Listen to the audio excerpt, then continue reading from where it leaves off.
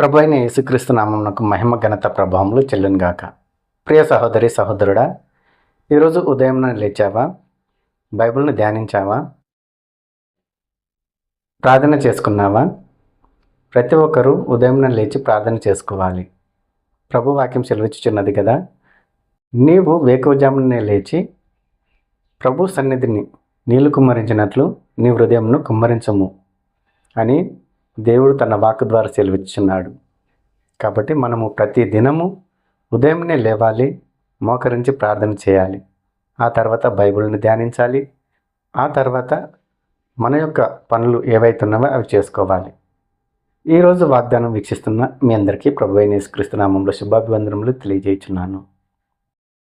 ఈరోజు వాగ్దానం చదువుకుందాము రండి.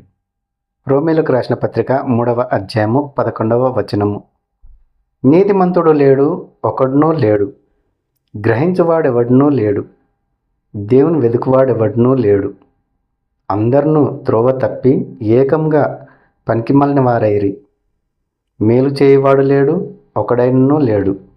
ప్రియ సహోదరి సహోదరుడా, ఈరోజు వాగ్దానం విన్నావు కదా. ప్రభు సెలవిచ్చుచున్నాడు ఏమనంటే, నీతిమంతుడు లేడు, ఒకడునూ లేడు, గ్రహించవాడునూ లేడు, ఒకడునూ లేడు, దేవుని వెతుకువాడు లేడు, ఒకడునూ లేడు, అందరూ త్రోవ తప్పి ఏకంగా పనికిమాలిన వారైరి, మేలు చేయవాడు లేడు, ఒకడునూ లేడు అని ప్రభు వాక్యం సెలవిచ్చుచున్నది.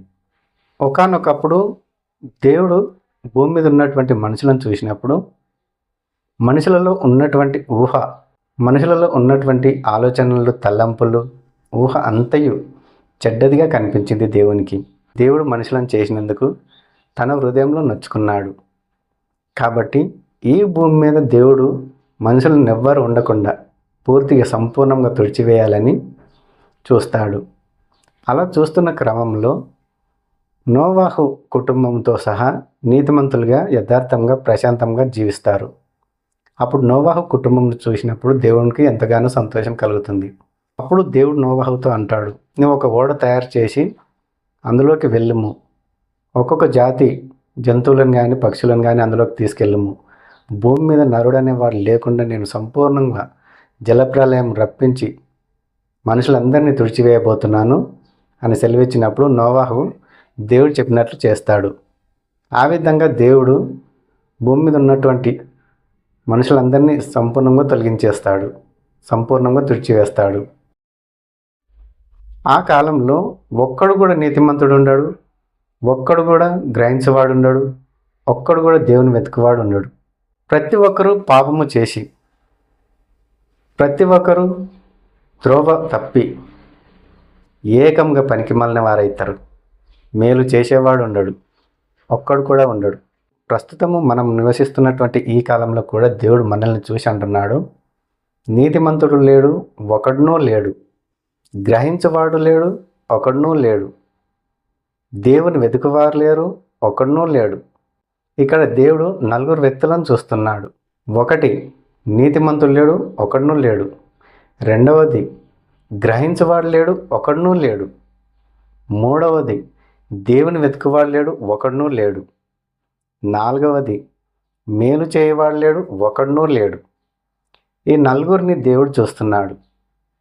అసలు ఈ నలుగురు ఎందుకు దేవునికి దూరం అయిపోయారు?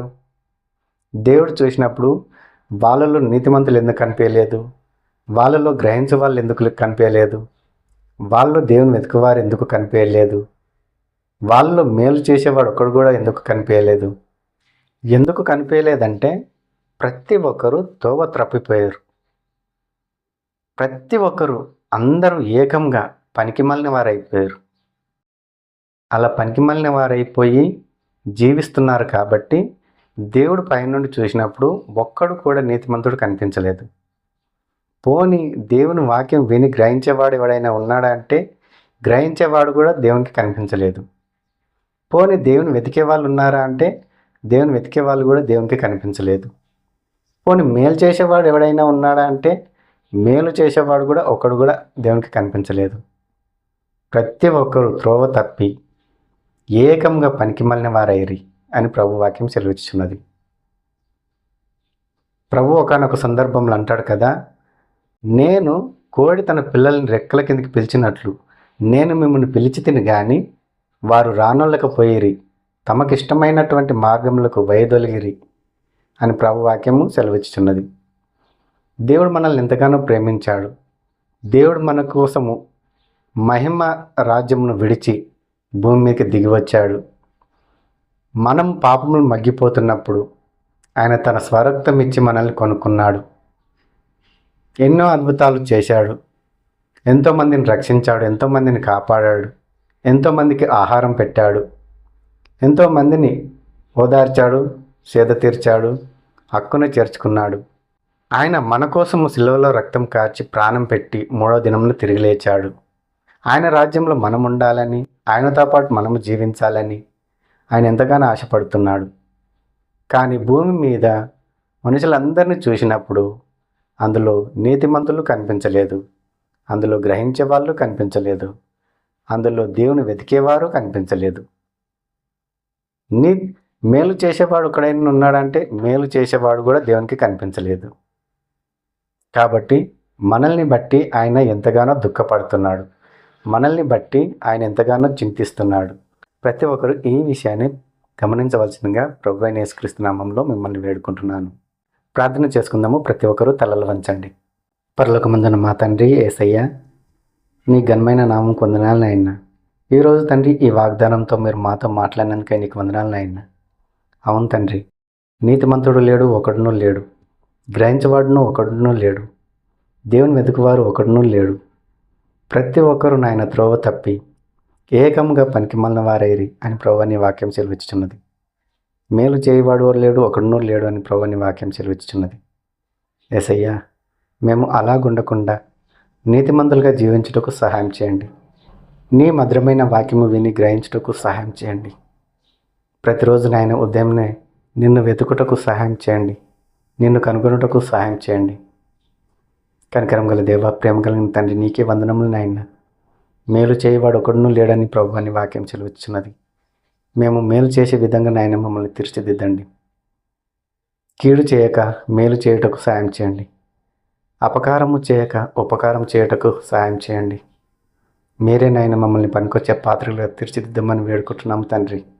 గొప్ప గొప్ప అద్భుత కార్యాలు, ఆచారకార్యాలు మా జీవితాల్లో, మా కుటుంబాల్లో చేసి నీ నామంకు మహిమ ఘనత ప్రభావం తెచ్చుకోమని వేడుకుంటూ, మమ్మల్ని మేము తగ్గించుకుంటూ నీ నామం నెచ్చుకోమని వేడుకుంటూ యేసుక్రీస్తు నామంలో ఈ మనవులు సమర్పించుకుంటున్నాము తండ్రి. ఆమెన్. ప్రభువైన యేసుక్రీస్తు కృప మీకును మీ కుటుంబంలోకి తోడై ఉండును గాక.